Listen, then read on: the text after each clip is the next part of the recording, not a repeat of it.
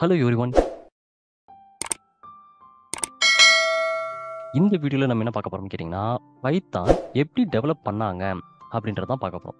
சரி, பைத்தான்றது எப்படி டெவலப் பண்ணாங்கன்னு கேட்டீங்கன்னா, ஆக்சுவலா அது வந்து ஒரு மிக்ஸ்டு லாங்குவேஜ்ன்னு சொல்லலாம். எப்படின்னா, அதுல வந்து பல ஃபீச்சர்ஸ் வந்து நெறைய லாங்குவேஜஸ் கிட்ட இருந்து எடுத்து எடுத்து இத யூஸ் பண்ணியிருக்காங்க.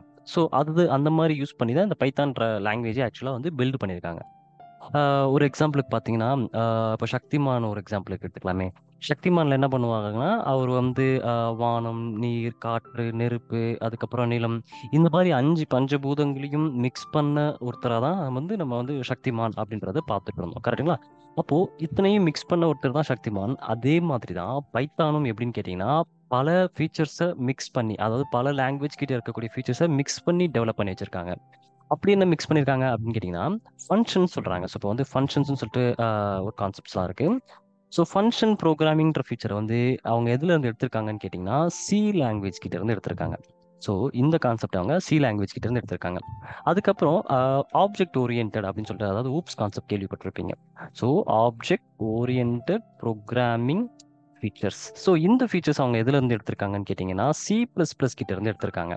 ஸோ, ஒருத்தவங்க கிட்ட இருந்தும் ஒண்ணொண்ணு எடுத்து அவங்க பைத்தான் டெவலப் பண்ணாங்கன்னு சொன்னேன்ல, அந்த மாரி தான் வந்து இத வந்து சி பிளஸ் பிளஸ் கிட்ட இருந்து எடுத்திருக்காங்க.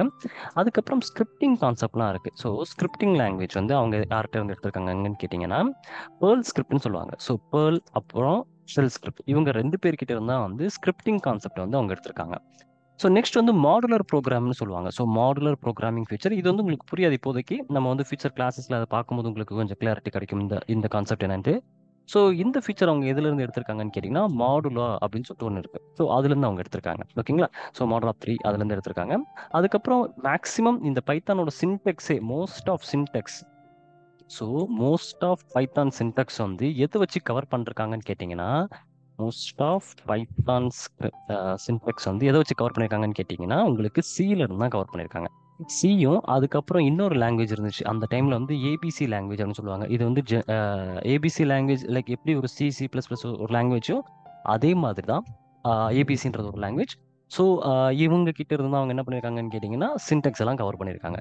ஸோ, அந்த பைத்தான்றது வந்து இந்த மாரி இது மட்டும் கிடையாது. இன்னும் பல விஷயங்கள் இதுல வந்து மிக்ஸ் பண்றது வந்து பல பேர்கிட்ட இருந்து மிக்ஸ் பண்ணி பைத்தான வந்து டெவலப் பண்ணியிருக்காங்க. அப்போ பைத்தான்றது என்னன்னு கேட்டீங்கன்னா, ஃபங்ஷனல் புரோகிராமிங் லாங்குவேஜ் அதாவது பைத்தான் இஸ்